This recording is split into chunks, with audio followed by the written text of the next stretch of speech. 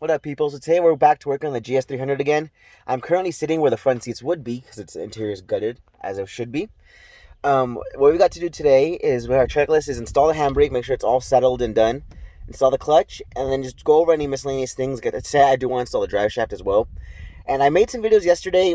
I filmed, and I really didn't like it. I was like, you know what? I need to go over this. It's just better to explain what I did as opposed to like just kind of putting the most half-ass content out there. So I was like, you know what? I'm gonna go over it. So I'm gonna give you guys a breakdown of what I did, and then catch you guys up where I am. Right now, we're in the front seat, or where the front seat would be in the Lexus. Currently, still no parking brake install, or no clutch pedal installed. The parking brake's still in there.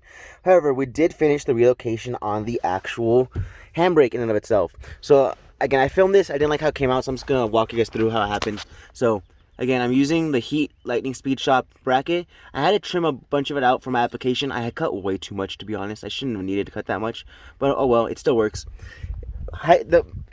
Parting the actual bracket in itself, easy. Making the rest of it fit, fucking sucked. So this is an SC300 handbrake, and then I used an SC300 handbrake cable. So it goes through here, wraps around, and it fits to the stock hole. As you can see, this is a stock one from the GS. They fit exactly the same hole. The only thing is I didn't know is that you need a different connector, because the connector that actually connects it here, wait. The connector that actually connects from the like GS parking brake cables to the GS parking brake cable is different than the one that connects from the SC300 parking brake cables to the actual handbrake cable. So what you need to do, so if you're going to the pick apart and you just want to take all the system to make it into your GS or whatever your car you're putting in, it even works for LS400s as I've come to find out. But what you need to do is you need to get the whole handbrake, get the whole handbrake cable behind it, and then you also need to get the 2-to-1 connector. So if you guys are wondering what that is, it's like a little rectangle thing, and it literally just adapts it so that way it has like little holes in the sides. That way that's where you mount the actual parking brake cables coming off the tires to, and it has one little pull in the middle. That way it pulls out the parking brake cables when you pull the actual handbrake. So that's a little connector thing, super minor, absolutely needed. I fucked up. I didn't get it when I went to the pick apart, so I put a big hole in my plans the other day when I was working on this car, because then I had to go back to the pick apart, get it, and then by the time I got back, it was all this hectic because there was no sunlight and no recording and all that stuff. So overall, the actual putting in it, you can figure it out yourself. Once you go to the pick apart and you take out the part, you're like, oh, I can totally put this back together. It's really not hard at all. It's not really worth going over, to be honest. The only thing that's really fucking sucked about the process was actually making this like fit, because this is the bracket that fits over the where the center console goes. It does not line up very well at all with the cable from the SC300. It is super tight. Even we actually ended up breaking it right there. But it does work though, so I mean, it's something. It's not adjusted correctly. It does hold still. I went over the. Oh, I had a burp for a second. I did end up trimming the trans tunnel. So if you guys are wondering how much you need to trim the trans tunnel to fit a tripod shifter from either a W58 or an R54, that's it. Not that much. I cut it trash, fucking trash, but it is on there.